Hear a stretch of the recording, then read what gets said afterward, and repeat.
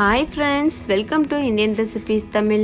நம்ம இன்னைக்கு ரொம்ப டேஸ்டியான எல்லாருக்குமே ரொம்ப பிடிச்சமான மசாலா டீ எப்படி செய்கிறதுன்னு தான் பார்க்க போகிறோம்.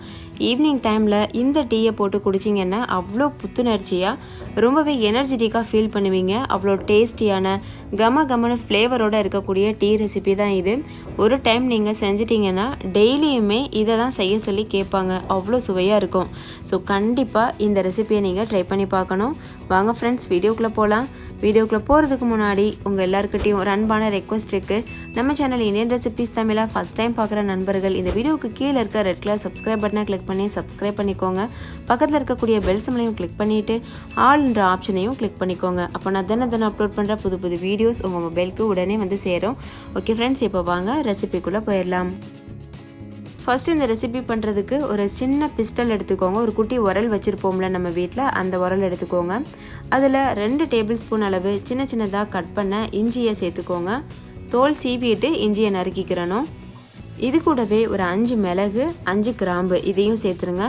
டீயில் மிளகெல்லாம் சேர்ப்பாங்களான்னு கேட்டிங்கன்னா கண்டிப்பாக சேர்ப்பாங்க. மசாலா டீ பவுடரில் வந்து நம்ம இஞ்சி மிளகு இதெல்லாம் சேர்த்தா ரொம்பவே சூப்பரான ஃப்ளேவர் கிடைக்கும். அதுக்காக தான் சேர்த்துருக்கேன்.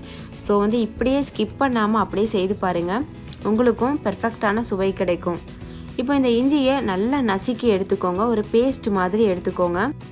ஸோ நான் இதில் ஏலக்காய் சேர்க்க போகிறேன். ஆனால் நான் பவுடராகவே வச்சுருக்கிறதுனால இது கூட சேர்க்கலை.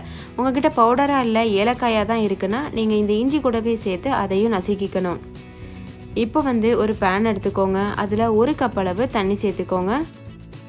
தண்ணி லேசாக சூடானதும் இதில் டீ பவுடர் வந்து சேர்க்கணும். 3 டீஸ்பூன் அளவு டீ தூள் சேர்த்துக்கோங்க.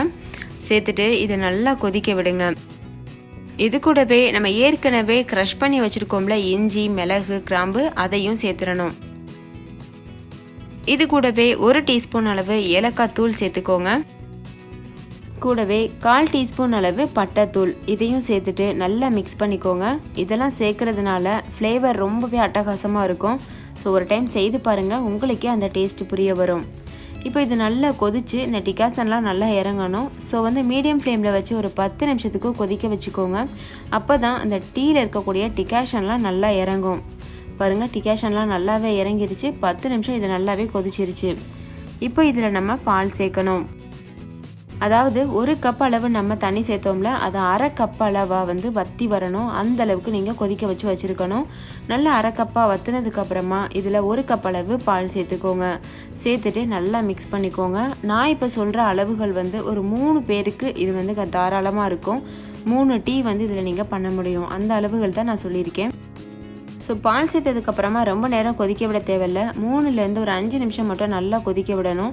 அதாவது லோ ஃப்ளேமில் மீடியம் ஃப்ளேமில் இப்படி மாற்றி வச்சு நம்ம கொதிக்க விட்டுட்டே இருக்கணும். ஒரு 3லேருந்து 4 தடவை நல்லா பொங்க விட்டு சிம்மில் வச்சுட்டு அதுக்கப்புறம் பொங்க விட்டு அதுக்கப்புறம் சிம்மில் வச்சுட்டு இதே போல் பண்ணிகிட்டு இருந்தீங்கன்னா பாலில் நல்லா அந்த டிகாஷன்லாம் இறங்கிடும். அதுக்காக இப்போ பாருங்கள், நல்லாவே அந்த டிகாஷன்லாம் இறங்கிட்டுருக்கு. இது போல் பொங்க விட்டு நீங்கள் சிம்மில் வச்சுட்டே இருக்கணும். அதுக்கப்புறமா கடைசியாக இதில் சர்க்கரை சேர்த்துக்கோங்க. நான் இன்றைக்கி 2 ஸ்பூன் அளவு சர்க்கரை சேர்த்துருக்கேன். நீங்கள் சர்க்கரை அதிகம் சாப்பிட விரும்புவீங்கன்னா கண்டிப்பாக உங்களுடைய சுவைக்கு தகுந்த மாதிரி நீங்கள் சேர்த்துக்கிடலாம். சேர்த்துட்டு நல்லா மிக்ஸ் பண்ணிவிட்டு ஸ்டவ் ஆஃப் பண்ணிடுங்க. சர்க்கரை சேர்த்ததுக்கப்புறமா ரொம்ப நேரம் கிளறிட்டே இருக்கக்கூடாது. ஸ்டவ் வந்து ஆனில் இருக்கக்கூடாது. அதனால் சீக்கிரமாகவே ஆஃப் பண்ணிவிட்டு இதை வடிகட்டி நல்லா ஆற்றிட்டு அதுக்கப்புறம் நீங்கள் சர்வ் பண்ணலாம். நல்லா டீ கடைகளில் ஆற்றுற மாதிரி நீளமாக வந்து விட்டு ஆற்றுனீங்கன்னா அது ஒரு தனி சுவையில் இருக்கும். ஸோ வடிகட்டினதுக்கப்புறமா நல்லா ஆற்றிட்டு அதுக்கப்புறம் வந்து சர்வ் பண்ணுங்கள். சூடும் ஆறிடக்கூடாது, அதையும் பார்த்துக்கிறணும். ஸோ ஃப்ரெண்ட்ஸ், நம்மளுடைய மசாலா டீ ரொம்பவே கமன்னு சுட தயாராகிருச்சு. நான் இதை ரொம்ப டேஸ்டியாக என்ஜாய் பண்ணி சாப்பிட போகிறேன். ஸோ நீங்களும் கண்டிப்பாக இதை ட்ரை பண்ணி பாருங்கள். ட்ரை பண்ணிவிட்டு உங்கள் எக்ஸ்பீரியன்ஸ் எப்படி இருந்ததுன்னு கமெண்ட்டில் என் கூட ஷேர் பண்ண மறந்துடாதீங்க. இந்த வீடியோ உங்கள் எல்லாருக்கும் ரொம்ப பிடிச்சிருக்கும் நம்புகிறேன். பிடிச்சிருந்தா லைக் பண்ணுங்கள், உங்கள் ஃப்ரெண்ட்ஸ் கூட ஷேர் பண்ணுங்கள்.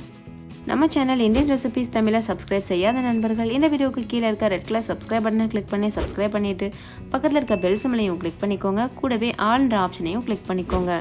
அப்போ நான் தினம் அப்லோட் பண்ணுற புது வீடியோஸ் உங்கள் மொபைலுக்கு வந்து சேரும். ஓகே ஃப்ரெண்ட்ஸ், இன்னொரு சூப்பரான ரெசிபியோட நான் உங்களை சந்திக்கிறேன். தேங்க்யூ, பாய்.